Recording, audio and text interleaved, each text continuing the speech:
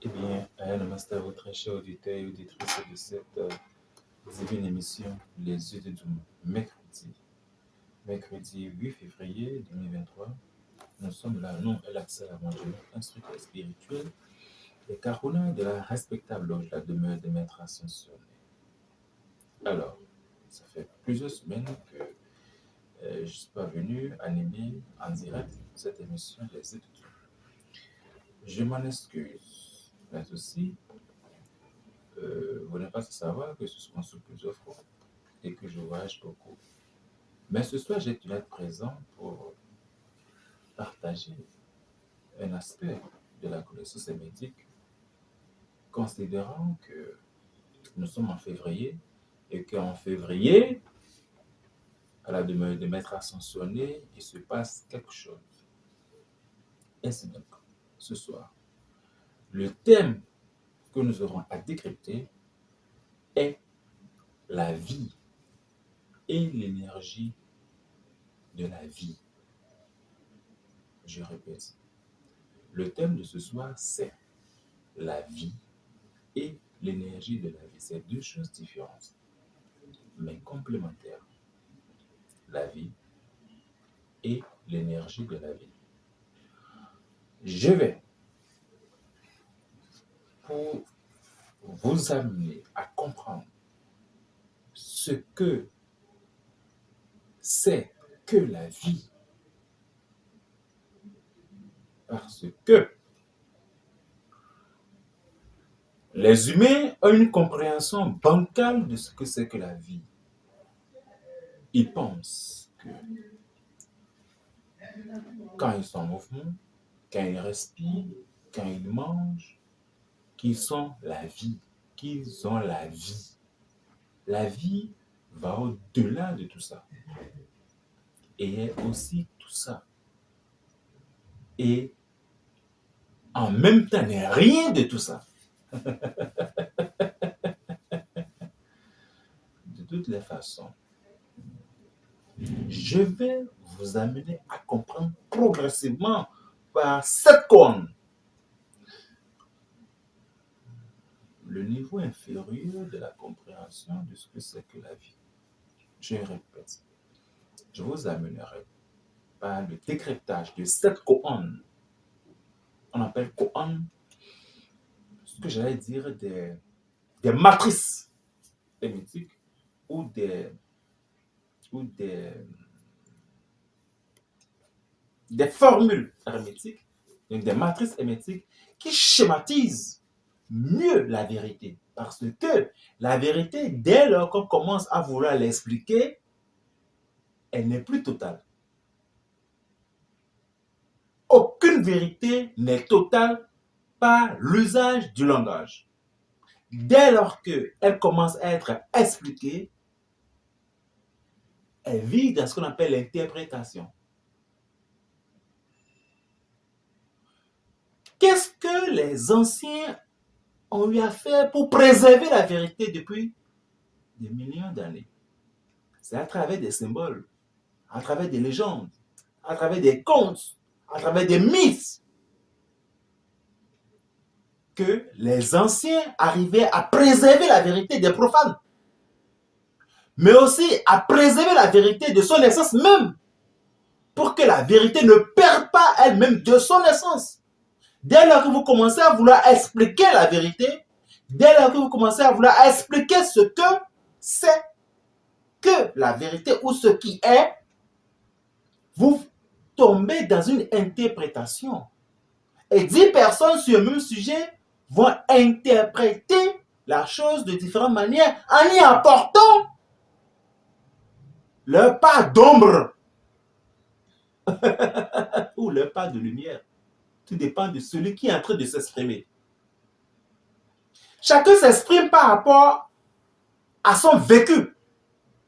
Celui qui a passé toute sa vie à courir devant les sorciers sont toujours derrière lui, il ne pourra pas interpréter la vie de la même manière que celui qui n'a jamais connu la sorcellerie ou les affres de la sorcellerie. Celui qui a toujours eu 3 repas par jour ne pourra pas interpréter la vie de la même manière que celui qui a vécu la galère toute sa vie, qui a pratiquement mendié toute sa vie, qui a eu seulement rarement un repas par jour. C'est pas possible. Donc, chacun s'exprime par rapport à son vécu. Et même si la vérité est,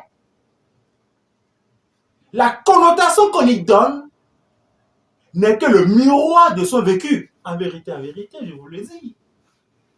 Celui qui n'a jamais connu l'amour, celui qui a été battu par ses parents, ne pourra pas interpréter l'amour de la même manière par un enfant qui a grandi dans l'amour, dans la vérité, dans la lumière divine, qu'on se le dise. Chacun s'exprime considérant ses désidérata et ses considérants, si je peux exprimer ou bien exploiter un usage de droit.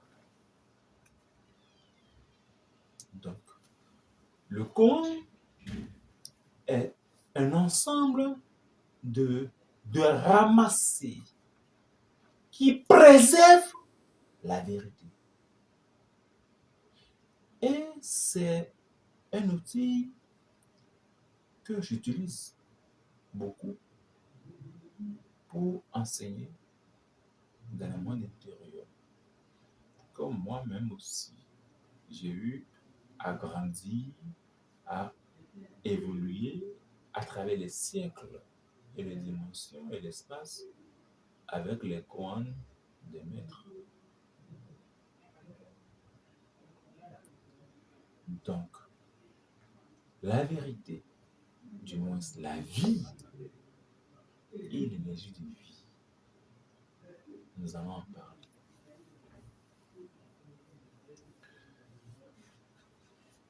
Premier Koan.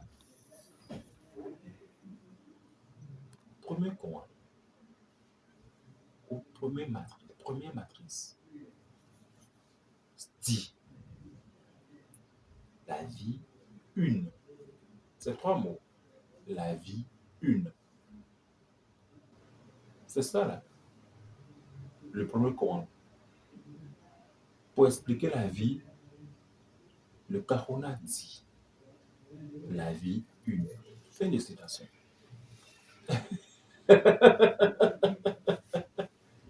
À vous de vous mettre maintenant à travail pour comprendre ce que ça veut dire.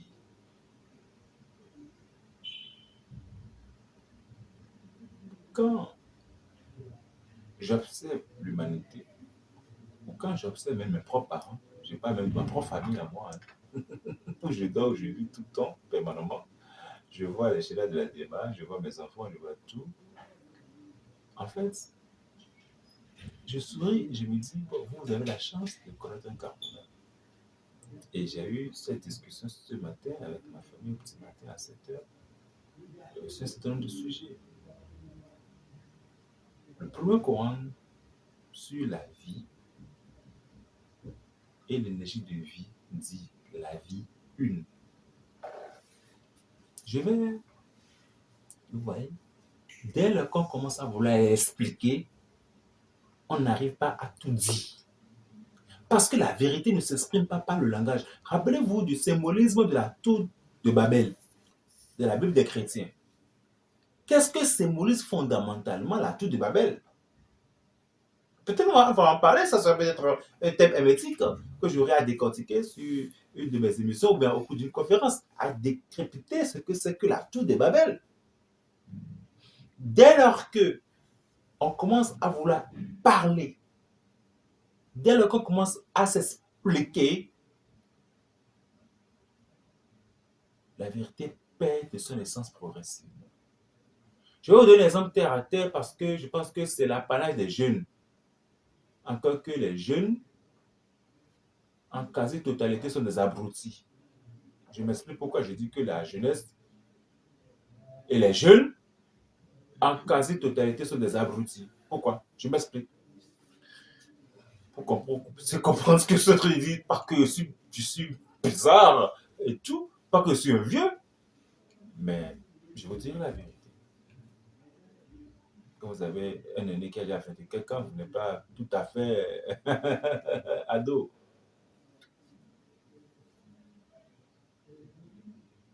Dès lors que vous voyez un jeune homme ou une jeune fille qui aime profondément son compagnon, qu'est-ce qui se passe?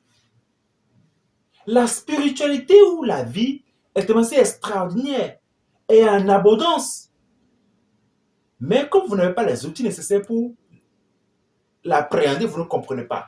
Quand vous voyez deux amoureux qui s'aiment profondément, à un moment donné, ils n'arrivent pas à trouver les mots. Ils ne trouvent pas les mots. Rien que par le regard, ils se parlent. Le garçon, l'homme, il sait ce que veut sa copine ou sa femme intuitivement. La femme sait ce que veut son mari intuitivement. Quand le mari rentre à la maison et que peut-être il a envie de prendre un repas, pas un bizarrerie, si je peux m'exprimer ainsi, la femme a eu déjà préparé ça. Il dit, oh là là, comment tu as su que c'est ça que je veux? Quand la femme aussi veut quelque chose, pas un hasard en griffe, encore que le hasard n'existe pas, le monsieur sait que sa femme a besoin de ça et le lui achète. Ou la femme ou le monsieur a besoin d'un câlin, le monsieur ou la femme sait intuitivement que son copain veut un câlin et lui fait le câlin. Et c'est de la magie. Ils ne se parlent pas, mais ils communiquent. Là est la vie. Là est l'amour. Mais dès lors que monsieur doit démontrer par A plus B qu'il est amoureux, que c'est sa femme qui est la meilleure, que c'est sa préférée, ça rend dans le mensonge progressivement. Parce qu'il va commencer à servir la dame ce qu'elle veut entendre. Ou bien dès lors que le mari veut que la femme le prouve qu'elle lui est fidèle, ça rend dans du mensonge. Une vérité ne demande jamais d'explication. Cela est. Tout simplement. Que tu crois ou pas, c'est comme ça. Mais les jeunes, du moins actuellement, veulent tout interpréter, veulent tout comprendre, veulent tout justifier. La vérité n'est pas justifiable. La vie n'est pas justifiable. La vérité est, la vie est, l'amour est. Fin de citation.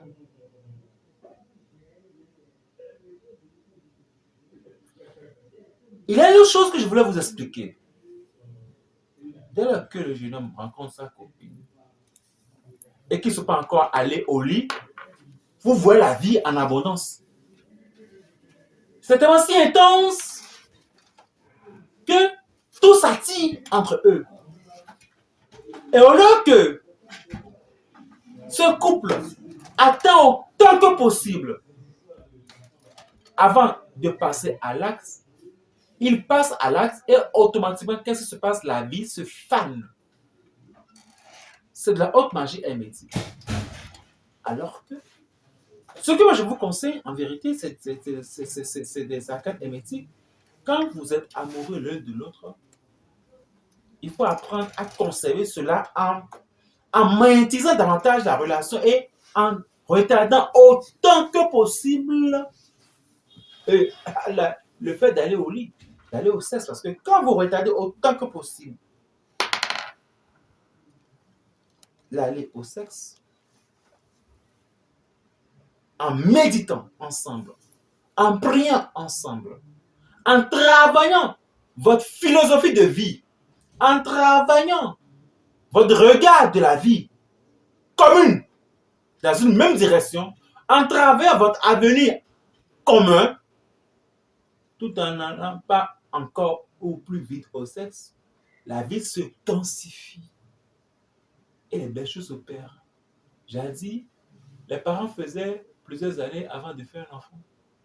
Aujourd'hui, les gens font des enfants par accident et ils nous font des abrutis d'enfants dans la circulation, des idiots, des cons. Moi, j'ai fait plus de 10 ans avant de commencer à faire des enfants. 10 ans, évidemment. Mais c'est comme ça. Je suis désolé, mais c'est comme ça. Ça vous permet de réfléchir, de savoir ce que vous voulez de votre vie. Ça vous permet de réfléchir, de savoir quelle identité vous voulez vous donner vous-même et quelle identité spirituelle vous voulez donner à vos enfants, à vos descendants et qu'est-ce qu'il faut faire vraiment. Ça vous permet aussi d'aller à l'école de la connaissance des aînés pour savoir comment est-ce qu'on garde un foyer et comment est-ce qu'on est père de famille ou comment est-ce qu'on est mère de famille. Mais après, vous voyez des abrutis d'idiots de jeunes qui disent, je ne sais pas comment est-ce que je suis tombé enceinte. Mais il n'y a rien de plus ahurissant que de tomber enceinte ou d'engraisser femme et ne pas le savoir, ne pas le désirer, ne pas s'y préparer. Et ne pas s'y préparer. Il y a des garçons qui n'ont pas deux pantalons, t'en as à moi et c'est eux qui font d'enfants, qui engraissent ces femmes. Il y a des filles qui n'ont pas de quoi même s'acheter deux soutiens-gorge et c'est elles qui tombent enceintes. Si vous êtes incapable de vous-même d'acheter deux soutiens-gorge, vous voulez acheter combien de couches à vos propres enfants? That is the question. Premier Coran, la vie une. La vie une, c'est que tout est vie. Et nous sommes un. La vie une, c'est que tout est vie. Et nous sommes un. Tout est vie. Et nous sommes un. Moi, je vois ce Coran aussi, même dans les arts martiaux, parce que sur le tatami, Oki n'a pas droit à être blessé et ne doit pas être blessé. Et Tori n'a pas droit à blesser Oki. Je parle en langage de judo, ça c'est mon domaine. C'est-à-dire, celui qui pratique la technique ne doit pas blesser son frère, avec qui il est en train de faire un gagai gaeko. Il ne doit pas le blesser.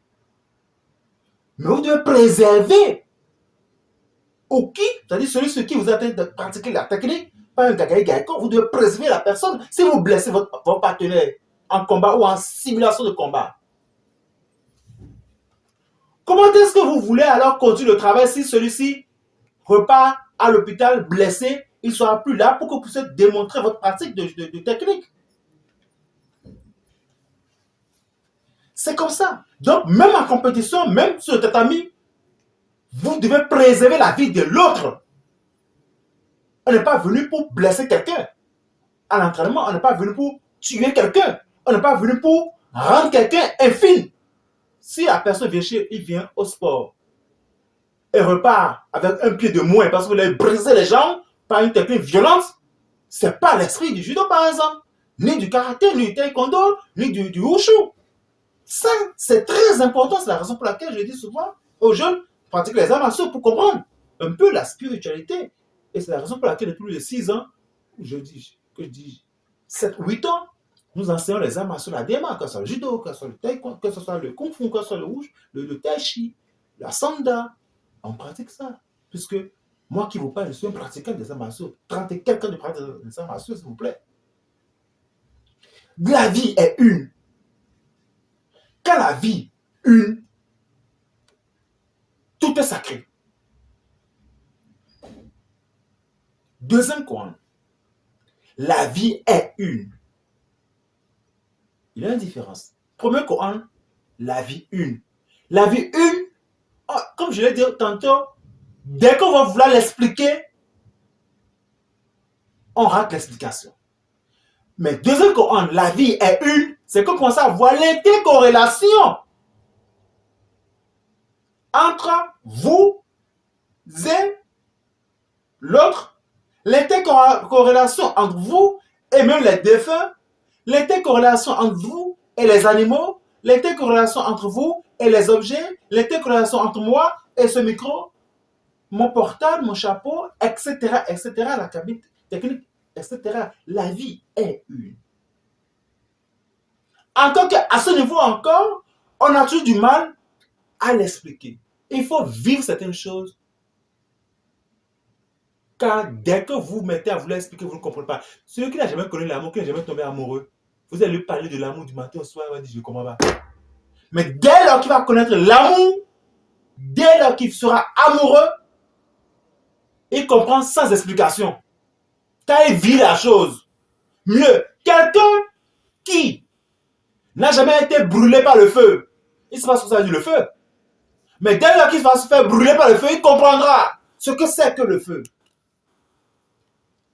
Quelqu'un qui n'a jamais connu les affres de la sorcellerie racontera n'importe quoi, des inerties pour dire que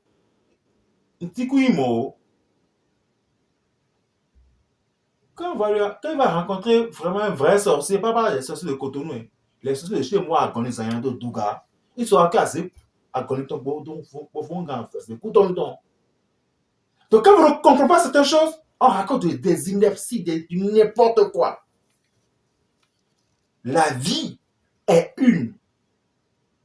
Et même le sorcier est la glorification même de la vie. Bon, en tout cas, là, les gens n'aiment pas quand ils disent que les sorciers sont la glorification de la vie. Et pourtant, c'est vrai. Troisième couronne. La vie vit de la vie. Et par conséquent, elle-même vit en plénitude. Troisième couronne. La vie vit de la vie.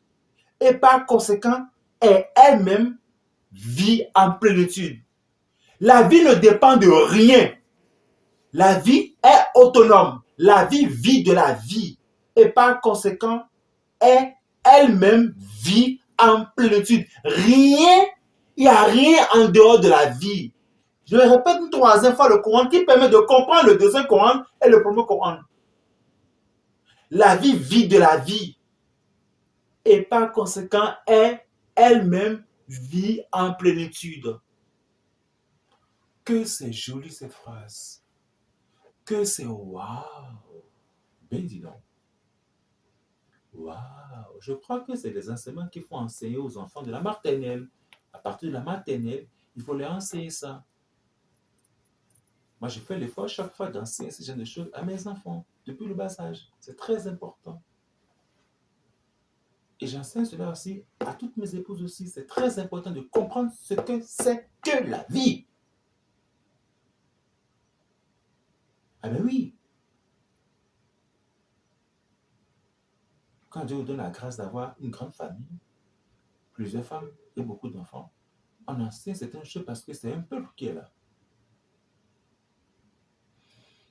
La vie vit de la vie. Et par conséquent, elle-même vit en plénitude. Dès lors que vous comprenez cela, plus rien ne vous manque. Plus rien ne vous manque. Parce que la vie s'exprime de 10 000 manières. La vie est en fusion. La vie est en fusion. Vous voyez une fusion de volcans. Une fusion de volcans, c'est la même manière, c'est la meilleure image que je peux vous donner pour vous expliquer ce que c'est que la vie en plénitude. C'est tout chaud là, et ça boue. Ça boue. C'est ça la vie. La vie vit de la vie. Et par conséquent, elle-même vit en plénitude. Tout y est. Rien ne manque à quelqu'un qui comprend ce qu'on. Rien ne lui manque. Il y a tout avec lui. Santé, paix, joie, liberté, argent, enfant, femme ou épouse ou mari. Il a tout. Parce que la vie est plénitude. C'est l'expression même de l'ère du Verseau. Quand le grand-mère Jésus a rencontré Marie au bord du puits, il avait soif. Il dit, femme, donne-moi à boire. Et Marie était en train de puiser de l'eau. Elle a puisé, elle a mis le seau dans le puits, dit, mais tu n'as pas besoin. Elle dit, oui, donne-moi à boire. J'ai soif. Marie a puisé de l'eau, il lui a remis, elle a bu. Et il remercie la dame pour dire, merci, tu m'as donné de l'eau. Mais par conséquent, et à partir d'aujourd'hui, tu auras la vie en abondance, en plénitude. Car je suis la plénitude de vie. Les gens ratent.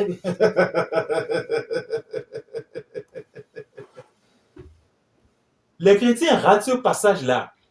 Or, c'est là où Jésus a fait la croix à Marie, ça. C'est à ce niveau-là que Jésus a rencontré pour la première fois sa femme au bord du puits. C'est ça même qui est le déclenchement même de l'annonce de l'ère du berceau. Le symbolisme du puits a été par la suite caché par la jarre qui déverse de l'eau. Jadis, ce n'était pas la jarre qui déversait de l'eau. La jarre debout était symbolisée par le puits. C'est ça la vérité hermétique. Jésus a rencontré Marie au bord d'un puits. Le puits veut dire quoi hermétiquement parlant? La femme qui est en train de puiser veut dire quoi? Ces deux symboles sont l'air du verso.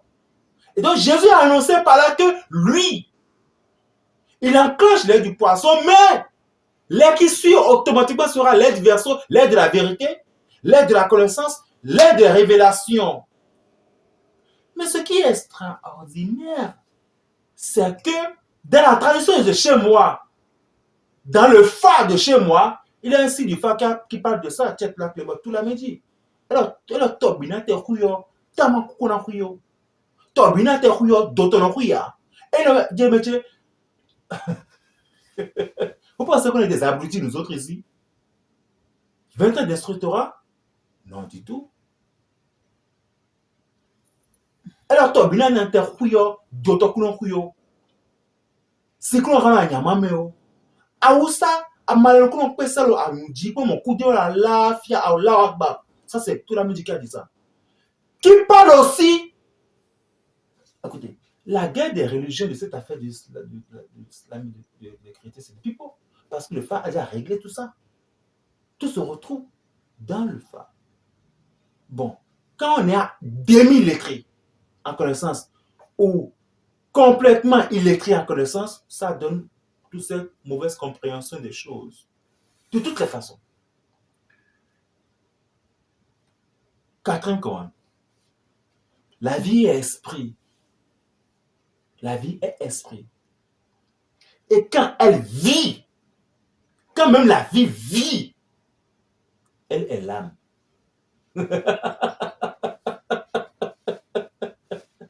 Quatrième commande. La vie est esprit. Et quand la vie vit, elle est l'âme. Donc je vous assure, mais nom d'un putain de Dieu. Quelle belle définition de l'esprit de l'âme. C'est ça. Ça, chacun dit putain de Dieu. Non, Dieu n'est pas aussi complexé que vous. Comme je peux dire putain d'Axel. Il faut être relax. La vie est esprit. Et quand la vie vit, elle est l'âme. Permettez-moi de pas. Je ne pourrais pas tout vous expliquer parce que, en fait, comme je l'ai dit tout tantôt, dès que vous mettez à expliquer certaines vérités, on ne sort pas ça. Mais c'est quand vous vivez la vérité que vous comprenez intuitivement la chose. Celui qui a vu un lion à la télévision ne comprend pas ce que ça veut dire un lion que celui qui a rencontré le lion nez à nez dans la brousse. Lui, quand il dort, quand vous dites lion, il va paniquer. Parce qu'il a eu le temps de voir sa mort devant lui. Mais celui qui voit un lion dans un zoo, derrière une cage, voilà, le lion c'est joli, c'est beau. Mais celui qui s'est fait pourchasser par le lion, à vie sera traumatisé par le lion. Même quand on prononce même le mot lion, il sera traumatisé. Donc là, c'est une chose, il faut vivre cela. Pour comprendre. C'est la raison pour laquelle celui qui sait, le sage, ne dit pas ce qu'il sait. Mais le sot ne sait pas ce qu'il dit. Je vous ai dit ça depuis plus de 20 ans. Le sage ne dit pas ce qu'il sait. Mais le sot ne sait pas ce qu'il dit. Celui qui sait ne parle plus. Il observe, il reste comme ça. Il regarde. Mais celui qui ne sait rien comme ça, trop parler, il parle, il veut tout expliquer, il veut tout commenter, il veut tout démontrer. Quatrième commande, je répète, la vie est esprit. Et quand elle vit, elle est l'âme. Cinquième commande. La vie est rigueur et miséricorde. La vie est rigueur et miséricorde. Voilà là, aujourd'hui, tout à l'heure, je l'expliquais, mais le cinquième Coran me permet de dire certaines vérités. Désolé pour ceux qui vont se fâcher par rapport à ce que je vais dire, tu as dit tout à l'heure. Tout de suite. Je répète, c'est pas moi qui parle, c'est le Coran qui dit. La vie est rigueur et miséricorde. Les églises vous ont abrutis depuis des siècles. Je ne veux nommer aucune église, aucune obédience, mais les obédiences vous ont abrutis. La religion vous a abrutis parce que on a enseigné à l'homme tout le temps la miséricorde. On a enseigné à l'homme tout le temps la miséricorde. On a enseigné à l'homme tout le temps la miséricorde. Et les humains pensent que on peut passer toute sa vie à faire du n'importe quoi et au soir de sa vie, on donne de l'argent à un officier pour dire fais-moi une messe et fais-moi un absous de quoi? De péché. Et le prêtre ou bien le quoi te dit d'accord, tes péchés te sont pardonnés. Et on croit bêtement et naïvement que donc c'est normal. Donc, le garçon ou la femme a passé toute sa vie à faire du n'importe quoi, à tuer, à voler, à châtier, à mentir, à créer, à brimer la veuve et l'orphelin. Les gens en sont morts. Les gens ont pleuré toutes les larmes de leur corps. Et au soir de sa vie, il débloque peut-être 1 million pour dire faites-moi des messes, faites-moi des messes, pardonnez-moi mes péchés. Et un officiant va lui dire sur le lit de sa mort, tes péchés te sont pardonnés, va et meurs en paix. Ou bien il meurt, ses parents font beaucoup de messes par-ci par-là pour que son âme puisse avancer. Quelle âme va avancer? Et au fond, foncé, mon fils n'avancera point. Donc, on apprend aux gens la miséricorde, la miséricorde, la miséricorde. Et les gens pensent qu'on peut feinter la vie. On ne feinte pas la vie. Les religions n'ont pas enseigné rigoureusement aux humains la première loi. C'est bien la rigueur. C'est dans les loges et ashram qu'on vous dit la vérité. Parce que les religions savent que si elles enseignaient le couple de loi, eh bien, elles n'auront personne. Donc, on enseigne ce qui arrange, ce qui est du coton. Comme j'ai coutume de dire ici depuis 10 ans, le 13 juillet prochain, ça fera 10 ans que cette émission existe, je ne vais jamais vous caresser de l'essence du poil. Je ne vais jamais vous caresser de l'essence du poil. Si vous ne m'aimez pas, changez de fréquence. Éteignez la radio et changez de fréquence. Quand j'ai fini mon émission, vous pouvez rallumer au CFM.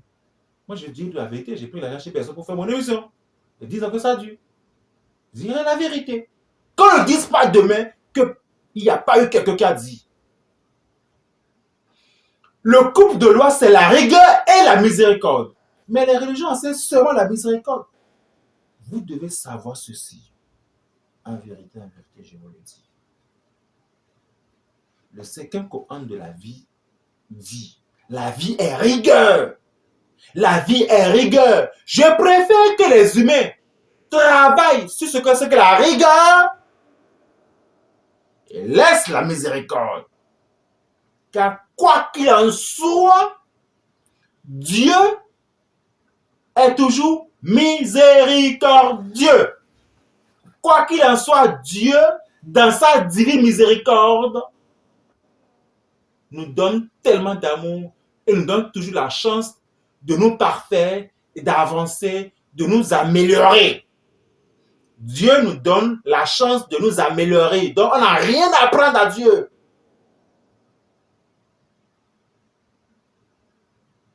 Tous les cours d'eau se ruent vers l'océan. C'est pas l'océan, c'est pas le contraire. Donc, nous avons tous un but commun, une destination commune, c'est Dieu, puisque nous venons de là. Donc, la vie est rigueur et miséricorde. Sixième Coran, pour aller plus vite, la vie est éternelle. Reprenons encore un peu le cinquième Coran. Vous pensez que si les humains avaient beaucoup appris sur la rigueur, ils allaient moins commettre des péchés, moins commettre des erreurs, moins faire des conneries. Les humains seront plus responsables. Les hommes seront plus responsables et les femmes seront plus responsables. Sixième Coran, la vie est éternelle. L'éternité du moment présent est la vie. L'éternité du moment présent est la vie. La vie est éternelle. Il faut le savoir. Ça veut dire quoi? Que vous soyez vivant ou mort, la vie est. Ce que vous ne savez pas, c'est que la mort même vit de la vie. La mort n'est pas une fin de la vie. Si la mort ne vivait pas, la mort elle-même allait déjà mourir d'elle-même. Je me répète. Si la mort même ne vivait pas, elle allait elle-même mourir de sa propre mort. Donc la mort fait vivre, elle demeure parce que la vie fait vivre la mort. La vie fait vivre la mort. La vie maintient la mort. Le Seigneur de la mort, le Seigneur Yamajuta, est l'apprenti du Seigneur de la vie. Le Seigneur de la vie s'appelle Kaya. Le Seigneur Kaya. C'est lui qui enseigne au Seigneur Yamajuta. Je fais un coucou au Seigneur Kaya. Père, bénédiction sur toi, je t'aime très fort. Et je fais un coucou au Seigneur Yamajuta, mon grand copain, mon grand chéri, avec ta robe toute noire là. Je fais un gros coucou à toi et à tous tes compagnons, ainsi qu'aux compagnons du Seigneur de la vie. Merci à vous deux de votre glorification. Je vous dis très vraiment merci. C'est génial ça. Septième Coran. La vie est. Par conséquent, je suis la vie. Septième Coran. La vie est. Par conséquent, je suis la vie. Vous pensez que si les humains, les Béninois, avec cette compréhension, ils allaient rester sans réagir par rapport au drame de Dassa? Les abrutis là. Pendant qu'un cas brûle, des humains, des compatriotes restent debout et observent et filment alors qu'ils pouvaient prendre des briques et briser les vitres. Ils pouvaient prendre l'eau qui est à côté pour éteindre l'incendie. Ils pouvaient jeter du sable dedans. Mais on reste là, on ne fait rien, on prend son smartphone et on filme l'incident. On ne fait rien pour apporter un secours. Et on dit, les pompiers ne viendront pas. Et on laisse faire. Le septième coran de la vie dit, la vie est, par conséquent, je suis la vie. Si tu es la vie, et que ton frère qui est dans le bus là est la vie, tu ne peux pas laisser la vie se détruire comme ça. Il y a des briques qui étaient là. On pouvait jeter des briques pour casser les vitres. On pouvait prendre des bâtons pour casser les vitres, pour faire sortir au moins la fumée. Le temps que les pompiers n'arrivent, on pouvait chercher des seaux d'eau. On pouvait faire quelque chose, mais on ne fait rien. Il n'y avait même pas du sable autour. On ne fait rien pour apporter son soutien à des gens, à des porteurs de vie qui sont en difficulté. Mes chers compatriotes, voyez par vous-même où nous sommes aussi rabaissés. On s'est rabaissé nos culottes. Le Béninois a rabaissé sa culotte. Je vous le disais il y a quelques années. Par cette citation, je cite, ça va vous rappeler. J'ai vu celui qui vient et ce qui vient. Fruit du parjure dont est coupable les Béninois. Ils ont sali leur robe d'âme. J'ai dit ça ici il y a plus de 7 ans. Et c'est pas fini. Attendez pour voir encore. J'ai dit ceci. Les émissions sont là. J'ai vu celui qui vient et ce qui vient. Fruit du parjure. Du parjure. C'est pas parjure ça. Dont est coupable les Béninois et Béninoises. Ils ont sali leur robe d'âme. Je l'ai dit il y a plus de 7 ans ici. Que la société béninoise, les prêt-à-porter spirituels, comme je l'ai décrit depuis plus de 10 ans ici, ont foutu du bordel de la conscience de la jeunesse béninoise. On voit l'homme en danger. Au lieu de courir pour faire quelque chose, on pense au smartphone, on voit l'autre souffrir, s'éteindre et on filme ça. Normalement, il doit y avoir une commission d'enquête qui doit, par la loi du numérique, attraper tous ceux qui ont filmé, les foutre en prison. La vie est sacrée.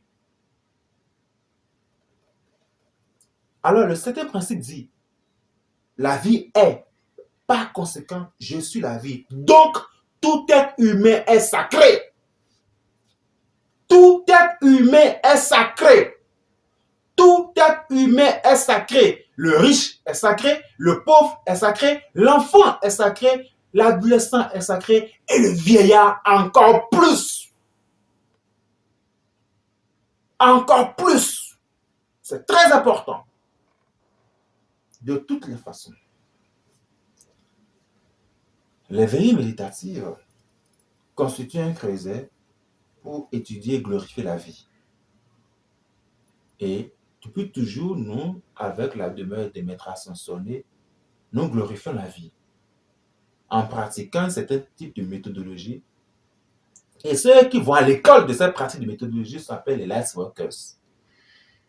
Et nous allons commencer la reprise des veillées méditatives après 3 ans de pause due à la COVID-19. Nous allons reprendre les veillées méditatives à partir du vendredi 3 mars 2023 dans le grand temple de la demeure des maîtres ascensionnés. L'inscription bimensuelle est à 10 000 francs. Chaque 2 mois, 2 mois. Donc, bimensuel. 10 000 francs représentent les 2 mois de veillée. Et les veillées se font par quinzaine. Donc, les vendredis par quinzaine. Donc, quand vous payez vos 10 000 francs, vous avez droit alors à 4 participations. Nous allons commencer à partir du vendredi 3 mars 2023. Les Lightworkers, c'est une obligation de venir aux veillées habillé avec sa touche blanche naturellement. L'autre chose, le mois de février marque la reprise des consultations gratuites. Et nous avons commencé les consultations, nous avons ouvert les consultations pour le compte de cette année depuis le lundi. Ainsi donc, tous ceux qui désirent rencontrer l'instructeur spirituel et le cardinal de la salle Randuno pour avoir ma lumière sur des sujets, sur des problèmes de maladie, de sorcellerie, de pauvreté, de ceci, cela et tout, veuillez bien envoyer vos demandes sur le numéro 96 34 66 66 et restez à l'écoute. De toute façon, le communiqué passe. Ça vous permettra de bien vous enquérir pour avoir des informations nécessaires et utiles pour que vous soyez programmé et me rencontrer, pour tous ceux qui désirent me rencontrer pour avoir plus d'éclaircissement. C'est très important de bien sûr le communiquer parce qu'on tiendra beaucoup de rigueur. Ce qui me fait sourire, c'est que les gens me posent la question à savoir pourquoi est-ce qu'on a demandé à ce que les gens s'habillent très bien. Parce que les jeunes s'habillent très mal de plus en plus. Et je ne vais pas perdre mon temps avec des gens qui ne savent pas s'habiller. Quand des gens viennent sans se brosser les cheveux, quand les femmes viennent et s'habillent mal et exposent leurs seins, moi, c'est pas ça que je veux regarder. Si vous venez rencontrer l'instructeur spirituel de mon calibre à moi, vous habillez décemment et bien. Vous coiffez très bien et vous êtes responsable. Mais quand je vois des gens qui viennent avec des jeans qui leur tombent les fesses, je vous fous dehors. Je ne vais pas rencontrer des abrutis. Donc, il faut que la jeunesse apprenne à bien s'habiller et à être responsable. Jeunes, responsables, les filles aussi, ou les dames aussi, responsables. Habillez-vous très bien, cachez vos fesses, cachez vos seins, et que les garçons se cachent aussi leurs entrejambes et s'habillent très bien. De toutes les façons, c'était l'Accès Randuno, instructeur spirituel et carona de la demeure de notre ascensionné du Bénin. Merci.